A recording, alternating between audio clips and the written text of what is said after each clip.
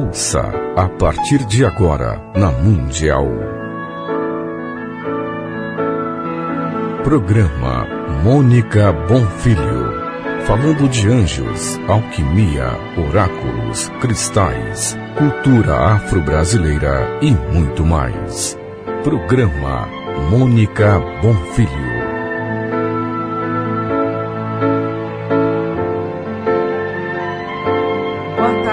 Boa tarde, tudo bem com vocês? Hoje eu queria falar de um tema um pouquinho mais delicado, né? Até porque a gente teve um acontecimento tão trágico que pegou todo mundo de surpresa sobre a morte do ator Domingos Montanher. E eu, geralmente, quando eu faço meu programa na rádio, eu sempre vejo uma repercussão que teve no Facebook, eu vejo o que está acontecendo de acordo com as minhas postagens que eu faço e acabo desenvolvendo o que eu falaria no domingo, né? E eu postei uma foto dele dizendo, assim que a gente teve a notícia da morte dele, que ele teria sido recebido com todo amor e carinho pela deusa das águas Oxum, né? Porque Oxum é da água doce. E eu disse nessa postagem do Facebook, está com 370 mil visualizações, que o ator Domingos, provavelmente ele foi muito tranquilo, porque ele tinha um espírito muito elevado, porque, segundo a doutrina espírita, ele teria escolhido essa forma de desencarnar, mesmo antes dele retornar a essa vida atual. Quando a gente morre, quando a gente está no outro plano, a gente tem que esquecer que a gente está destituído, a gente não tem mais a forma egóica, a gente não tem esse sentimento materialista que percorre o ser quando a gente está vivo. Então, nesse estado espiritual que a gente está no outro plano depois que a gente morre, que nós somos, por natureza espiritual, nós somos evoluídos e cristalinos, esse espírito que está no outro plano, ele escolhe onde que ele quer ir trabalhar, os amigos de jornada, ele escolhe a família na qual ele vai retornar, e também a gente tem uma outra consciência espiritual e a gente também consegue, inclusive, definir a forma como ele vai partir. Aí algumas pessoas na postagem falaram, imagina, Mônica, eu nunca que eu ia escolher morrer afogado, que isso, deve ser um tremendo desespero. Mas ele pode ter escolhido ter morrido junto a um rio, pacificado. Aí a pessoa discorda e diz assim, mas ele deve ter sofrido muito, ele morreu afogado, diz que é uma sensação horrível, as pessoas que passam por isso. É claro, enquanto estamos vivos, enquanto existe a força, o que acontece? A gente luta para continuar vivendo, a gente luta para respirar e depois a gente entrega. O espírito ele vai trabalhando essa informação de que você está num viés para o desencarne e ele orienta você, ele pacifica você. E eu sempre digo isso, gente. Eu fiz psicografias e canalizações por mais de 30 anos. Eu pedi para me isentar em 2010, porque eu não conseguia conciliar minha vida familiar, a questão desse viés de psicografia e de canalizações que eu fiz até 2010, aí eu pedi licença, porque quando você faz uma psicografia, aliás, não é uma, são várias psicografias que você faz, é um contato tão intenso que você tem com outro plano, com esse universo do espírito, que a sua vida material acaba ficando no segundo plano. É inconcebível para mim, ou pelo menos quando eu fazia, realmente as canalizações eram lindas, mas não tem como você fazer uma canalização, depois pegar sua bolsa e ir para o shopping comprar um sapato. Por isso que eu fico cismada algumas vezes, dependendo da pessoa, quando ela fala, eu faço psicografias, aí pega o carro, vai para o shopping, vai para a balada, vai tomar uma cerveja. Não dá, gente. Não dá para conciliar. Quando você entra nesse viés do mundo espiritual, é algo muito sério. Você praticamente abdica da sua vida. Eu lembro quando eu fiz meu filho, hoje com 24 anos, ele reclamava. Ele falou, mãe, você praticamente você vive no seu quarto fazendo as canalizações e psicografias e nem almoça mais com a gente, não janta. Eu parecia um zumbi, gente. É bonito você fazer essa prestação de serviço espiritual? Claro que é muito digno, mas você tem que, por isso que existem fases da tua vida, ou você, por exemplo, eu tenho uma editora para cuidar, eu tenho uma família para cuidar, uma casa para manter. Então, talvez num outro período da minha vida, talvez quem saiba daqui quem sabe daqui 10 anos eu esteja mais tranquila, eu posso me dedicar integralmente a isso, né? Ele deve ter sentido, e todas as canalizações, as pessoas dos entes queridos, eles falaram isso. Mônica, era estranho, porque 1 dia antes, 2 dias antes, ele disse que sonhou, ele teve um pressentimento, ou ele acordou de madrugada, começou a chorar, ou fui eu que sonhei. Eu lembro, eu estava assistindo o jornal hoje, parece que uma amiga arquiteta do Domingos sonhou com ele, inclusive ligou para ele. Provavelmente essa moça, que agora não me recordo o nome, até já peço desculpas, ela faria uma excelente canalização, se ela tivesse disposta. Por quê? Porque você tem um canal, de repente nem a esposa dele conseguiria, mas a moça que sonhou, sim. Então, geralmente, a gente tem... Eu lembro quando eu fiz as canalizações para as pessoas que desencarnaram no shopping Osasco, a mãe relatou para mim, falou assim, Mônica, minha filha mal me beijava. No dia que ela saiu para ir para o shopping, ela me beijou umas 30 vezes e despediu de mim. Ou eu lembro de um dos integrantes do Júlio dos Mamonas, a mãe dele me contou depois, que aliás, todo mundo ficou sabendo, né? Ele teve um pressentimento também que ele iria morrer, um dos integrantes. E é isso que eu queria dizer. Na verdade, é claro, como uma moça falou, Mônica, o que você está falando não tem lógica. A minha mãe morreu de câncer no hospital. Nós estávamos junto a ela na hora que ela partiu. Ela não ia escolher morrer de câncer, mas ela pode ter escolhido morrer junto à família. Então, aliás, o que eu sinto muito, inclusive no Facebook, há uma questão tão grande de crítica, vocês não estão achando? Eu postei também sobre a linda Camila, que eu gosto muito. Ela se disse, numa entrevista, ela se disse ateia, e numa das minhas postagens eu comentei, nossa, como é que ela entendeu e enfrentou tudo isso que está acontecendo com ela? E talvez as pessoas não tenham entendido o que eu quis escrever, o que eu escrevi, e acabaram criticando o post, que era um post, na verdade, muito bonito, não tinha nada de crítica frente à não religiosidade dela, né? Inclusive teve uma pessoa, enfim, um místico, uma mística, agora me contaram isso depois, disse que o Domingos Montanher, ele poderia ter ficado muito atordoado com a morte dele. Atordoado, gente, ficou aquele pai que matou a esposa e depois se jogou da sacada do apartamento dele e caiu junto aos 2 filhos, ele se mata e cai no piso da piscina, junto com as 2 crianças, né? Aliás, 2 acontecimentos em 1 mês desse pai que tirou a própria vida dos filhos e da esposa, aconteceu também um outro. Esse sim, esse deve ter acordado para outro plano, muito atordoado, e os filhos que não tinham culpa também. Aliás, tanto o Chico como Allan Kardec, eles dizem que quando a pessoa volta depois, nesses casos como do rapaz que acabou se matando a esposa, os filhos e se jogando depois, eles voltariam com graves deformidades físicas ou problemas mentais, enfim. Esse é em uma outra ocasião eu falo sobre esse tema para a gente não fugir muito do que eu quero falar hoje. O Domingos, ele era um acrobata, né? Ele era um palhaço, ele mesmo dizia que o maior desafio era viver. Quer dizer, eu não sinto que ele ficou perdido ou atordoado, né? Agora, o que acontece é um vislumbre de você estar num plano espiritual e provavelmente ele tentou tocar Camila, que estava tentando salvá-lo, e ele não conseguiu também tocá-la. Aí ele entende, então, as pessoas, sim, apegadas à matéria, sim, essas ficam atordoadas. Eu sempre lembro do filme Ghost, todo mundo assistiu, né? Inclusive eu tive com Patrick Swayze, não me lembro o ano, era para eu ter ficado 15 minutos com ele, ficamos 2 horas conversando sobre espiritualidade. Um homem incrível, o homem mais doce que eu conheci. Eu estava morrendo de vergonha dele, porque eu achei que ele era...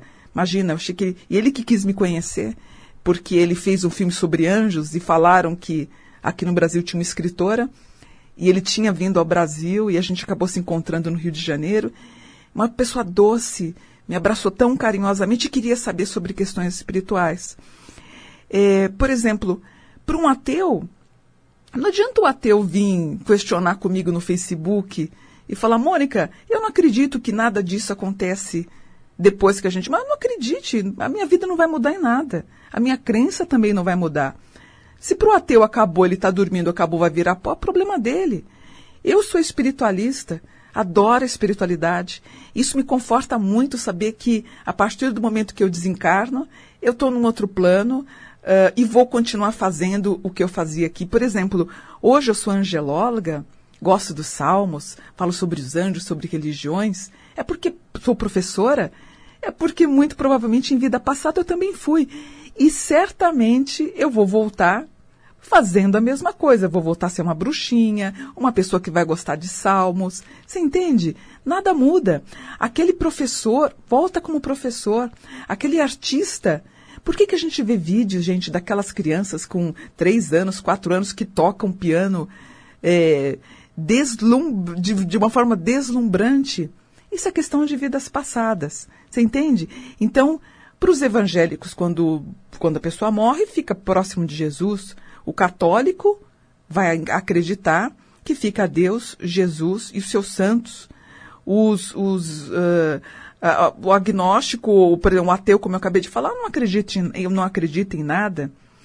Mas sempre fica a indagação de como é que fica aquela pessoa depois da morte. Será que a pessoa sofre? De acordo com Allan Kardec, que é o codificador do Espiritismo, a pessoa não sente que a morte é sinônimo de destruição. Esse espírito pensa, esse espírito vê e escuta e não se considera morto. O que aumenta ainda mais, talvez um certo desajuste momentâneo, é o fato que ela vai se ver num corpo semelhante ao anterior, cuja natureza é etérica e ele não teve conhecimento desse novo corpo. Ele se toca, então ele acha que ele é sólido, ele é compacto, como da vida que ele estava vivendo. E quando ele percebe, ele se espanta, porque ele não consegue tocar em ninguém. Então, vê-se aí, segundo Allan Kardec, um espetáculo singular, onde um espírito assiste a tudo o que ocorre à sua volta, até o momento que ele compreende a verdade.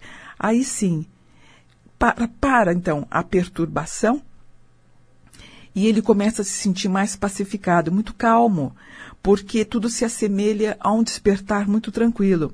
Agora, para aquela consciência onde a pessoa não é pura, a perturbação, sim, é cheia de ansiedade e angústia, que vai aumentar à medida que reconhece a situação que está vivendo. A alma, ela só vai conseguir se depurar se submetendo a uma prova de novas existências através da reencarnação. Aí sim, ele vive, ele deixa um corpo, ele toma outro, reencarna, cujo objetivo é expiar, é melhorar progressivamente e fazendo justiça também das coisas negativas que ele fez. Ou seja, a cada existência, o espírito acaba dando um passo no caminho do progresso. E quando ele se libertar de todas as impurezas, aí sim, ele não tem mais necessidade das provações da vida corporal. E foi muito escrito também a respeito de um texto de uma tribo indígena, Funiô, que essa tribo acabou participando da novela Velho Chico, que eles também, claro, estão em luto pela morte do Domingos Montanher. E eles enviaram até um texto para um programa global, muito próximo do que eu havia dito, que o Domingos estava nos braços da Mamãe Oxum, né? E eles falaram o seguinte: por que vocês estão querendo trazer a alma do Domingos de volta? Gente, ele nasceu de novo. E ele se tornou um novo protetor do Rio São Francisco, que estava tão esquecido. Porque esse rio, ele não pode morrer. A novela acabou contando os mistérios do rio, e esse foi mais um mistério. Mas o Domingos, segundo a tribo indígena Funiô, se tornou um ser de luz. Porque a água, que é a mesma coisa que eu falei da Mamãe Oxum, a água não tira a vida. A água dá vida. E ele pede para as pessoas ficarem felizes pela alma dele, pois quando ele entrou no rio, ele se despediu sim de corpo e alma e nasceu para um mundo melhor. Continuam eles falando: algum dia nós brancos iremos entender isso. E aí nós temos que fazer um ritual e dizer que ele está bem, que ele sim se tornou o protetor do Rio São Francisco. E eu lembro nessa postagem que eu fiz no Facebook, que está lá na minha página, depois se você puder ter um tempinho, você dá uma lida, Inclusive, a primeira postagem é uma moça, Mônica, para mim é muito complexo entender isso. Como é que você tem tanta certeza que a pessoa vai ficar em paz ou que ele está em paz? Eu sei que ele está em paz porque ele é ator. O ator, ele é totalmente entregue. Quando eu morrer, você acha que eu vou estar perdida depois da morte? Eu estou tranquila. Agora, uma pessoa materialista, aquela pessoa que não vive um dia, uma semana sem comprar um sapato novo, sem fazer uma viagem, sem gastar o dinheiro, sem infernizar a vida dos outros, pode ter certeza que ela vai trazer problemas. E aí nós temos, segundo Chico, através dos relatos de Emmanuel, nós temos hospitais, nós temos doutrinadores que depois do desencarne nos orientariam, então, para você ter essa passagem e entender essa passagem. Para uma sociedade onde o que mais vale é ter. Eu quero carro, eu quero roupa, eu quero dinheiro, eu quero isso, e não ser. Onde, gente, a gente aprende que o certo na vida material é nunca perder, a morte é vista como um castigo. Ou seja, para quem não tem uma existência bem vivida, na hora que ela chega pode ser desesperador. A concepção da morte no Oriente ela é bem diferente, porque a morte ela é vista como um renascimento para algo melhor. Ela não é considerada difícil. Agora, aqui no Ocidente, ela é tratada como se fosse algo criminoso. A gente esconde das crianças, os jovens desdenham a morte, não querem falar nisso, e todos os dias os velhos afastam isso do pensamento. A gente tem que lembrar que, para quem fica também, isso é uma espécie de sacrifício. Mas o que significa a palavra sacrifício? Para você contrair um religare com Deus, eu quero me unir a Deus. Porque, assim, essa palavra do sacrifício, quando as pessoas falam, Mônica, minha vida é um grande sacrifício, não significa que você está renunciando, abandonando, perdendo algo. Mas a palavra sacrifício, sabe o que significa? Tornar-se sacro. Ou seja, toda a dor, todo sofrimento que você está tendo aí, precisa ser oferecido também para um chamamento sagrado, uma vida que te pertence, não a nós, mas a Deus. Então a gente aprende que o sofrimento faz com que você consiga adentrar ao portal da paz, porque ele é estreitinho e a gente não consegue atravessar a gente só consegue atravessar através da agonia da própria alma. E a gente não pode esquecer também que a morte, ela se inicia logo depois que a gente nasce. Então, por isso que eu falo, é importante a gente, ou seria até mais sensato a gente se harmonizar com a morte e convidá-la para ficar mais perto de nós. Porque a morte, ela é a nossa mestra. A morte nos faz enxergar que a vida, ela não pode ser desperdiçada.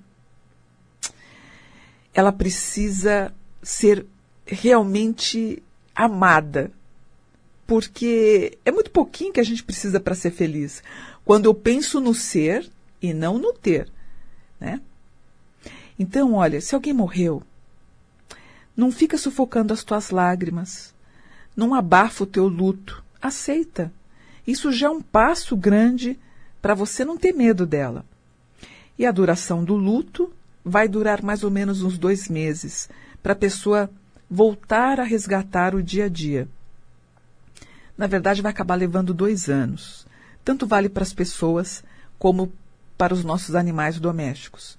Agora, existem processos um pouquinho anormais, onde a pessoa acaba nem saindo do luto.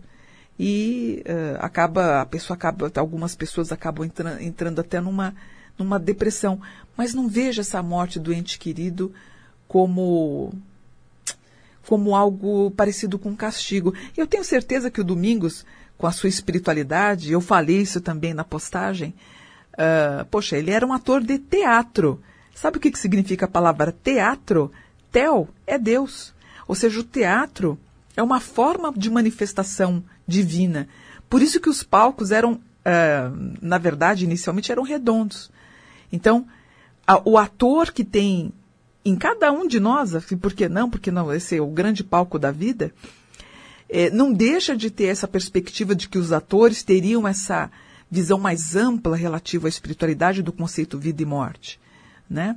Independente no que você acredita, a gente tem que ter essa maior sensibilidade. E o que me preocupa a cada dia, como espiritualista, é ver como as pessoas estão se tornando mais materialistas e elas estão se tornando muito grosseiras. Porque quando eu posto informações sobre espiritualidade, se você não acredita, não precisa... O problema, você pode escrever, Mônica, eu não acredito no que você está escrevendo. Não tem problema. É absolutamente normal você discordar de mim. O que eu estou até um pouco assustada e vendo que rumo isso pode tomar, é aquela história do o pequenininho vendo o grande vendo o pequeno, né, que é a tradição de Hermes. A pessoa discorda e ela te ofende, né? Ela te ofende profundamente, externando a grande raiva que ela tem no interior. E é por isso que me preocupa muito o que pode acontecer com a sociedade, com o mundo em si. Quando eu penso que a gente está entregando o nosso planeta para as crianças índigo, a gente pode estar entregando para tremendos marginais que não aceitam não como resposta. Então é uma coisa para a gente se pensar, para pensar um pouquinho. Na verdade, a morte, gente, é uma honra se encontrar com ela. Eu tenho certeza que ele se sentiu honrado quando a mamãe Oxum, quando a deusa Oxum apareceu para ele, ou a deusa das águas, ou as ninfas, ou no que você acreditar, quando foi resgatar o Domingos. Porque depois de uma existência plena, expulsar a morte do nosso cotidiano é muita injustiça. E também impossível, né? Porque a morte, na verdade, é a melhor das professoras nessa universidade chamada vida. E eu vou fechar com um texto que eu acho lindo, lindo, lindo, de Santo Agostinho. Você vai achar bonito, eu quero assim que você reflita sobre o que ele está falando, se você perdeu alguém, se você perdeu um ente da família. Ouça, olha que bonito que ele escreveu. Santo Agostinho nasceu em 354, depois de Cristo, claro, morreu em 430. A mãe de Santo Agostinho chamava-se Mônica, Santa Mônica. Mas olha que bonito, esse homem, teólogo, filósofo, e toda vez que eu tenho esse texto, que eu vejo esse texto, que ele me acalma muito quando existe a morte de alguém, parece um texto espírita. Eu vou ler esse texto, veja como não é bonito, tá bom? A morte não é nada. Apenas passei ao outro mundo. Eu sou eu, tu és tu. O que fomos um para o outro ainda o somos. Dá-me o nome que sempre me deste. Fala-me, como sempre me falaste. Não mudes o tom a um triste ou solene. Continua rindo com aquilo que nos fazia rir juntos. Reza, sorri, pense em mim, reza comigo. Que o meu nome se pronuncie em casa como sempre se pronunciou. Sem nenhuma ênfase, sem rosto de sombra. A vida continua, sendo o que era. O cordão da união não se quebrou. Por que eu estaria fora dos teus pensamentos apenas porque estou fora da tua vista? Eu não estou longe, somente estou do outro lado do caminho. Já verás, tudo está bem. Redescobrirás o meu coração, e nele redescobrirás a ternura mais pura. Seca tuas lágrimas, e se me amas, não chores mais. E assim eu vou terminando o meu programa de hoje, um programa reflexivo, mas de muita luz, de muita harmonia, de muita paz. Que você tenha um domingo lindo, uma semana maravilhosa. E domingo que vem eu volto para mais um programa. Mônica Bonfilho. Namastê, fiquem com Deus.